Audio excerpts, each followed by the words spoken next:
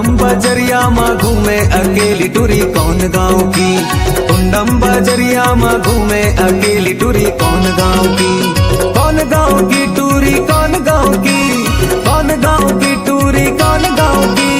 कौन गाँव की टूरी कौन गाँव की टूरी कौन गाँव की। अरे बाली उमरिया है पतली कमरिया टूरी कौन गाँव की। कुंडम बजरिया माँ घूमे अकेली टूरी कौन गाँव की। कुंडम बजरिया माँ मारे नजरिया टूरा कौन गाँव के। कुंडम बजरिया माँ मारे नजरिया टूरा कौन गाँव के। कौन गाँव के टूरा कौन गाँव के। कौन गाँव के टूरा कौन गाँव के। कौन गाँव के टूरा कौन गाँव के टूरा कौन गाँव के। आँखी में चश्मा लगाई पगलाई टूरा कौन गाँव के। कुंडम बजरिया माँ मारे नजरिया टूरा कौन गाँव के।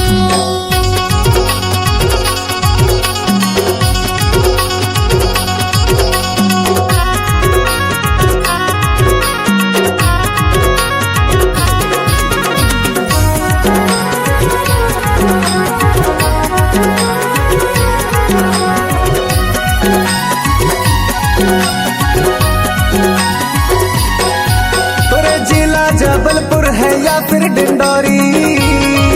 टूरी देखे में लागत है यार हो हमडला निवास के। ना रहो जबलपुर ना रहो डिंडोरी। ना रहो मैसूनी प्यार हो। ना टूरी हूँ मैं बालाघाट में। तुमसे हो गए है प्यार साची में यार जब से देखे हो कुंडम बाजार में। टूरी जैसे हजार मोरे पाछू यार घुमा थे कुंडम बाजार में। अरे कमर में डारे ये झाल कर धनिया टूरी कौन गाँव की। कुंडम बजरिया माँ घूमे अकेली टूरी कौन गाँव की। कुंडम बजरिया माँ घूमे अकेली टूरी कौन गाँव की।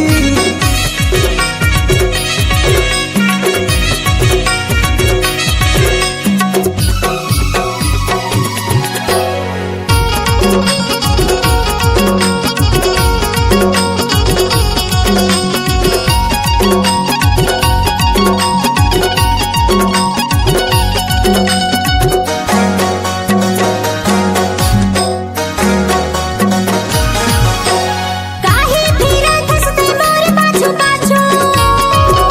ना जानू मैं तोरे नाम का। ना जानू मैं नाम तोरे गाँव के। दीवाना हो गए मैं तोरे अदा के। आशिक हवे मोरे नाम गा मैं टूरा सलैया गाँव के।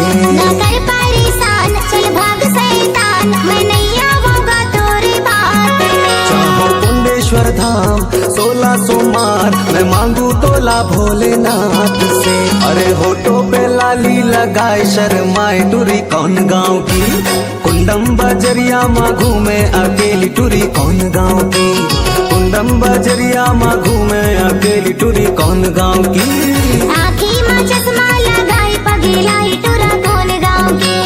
कुंडम बजरिया माँ मारे नजरिया टूरा कौन गाँव के। कुंडम बजरिया माँ घूमे अकेली टूरी कौन गाँव की। कुंडम बजरिया माँ मारे नजरिया टूरा कौन गाँव के। कुंडम बजरिया माँ घूमे अकेली टूरी कौन गाँव की।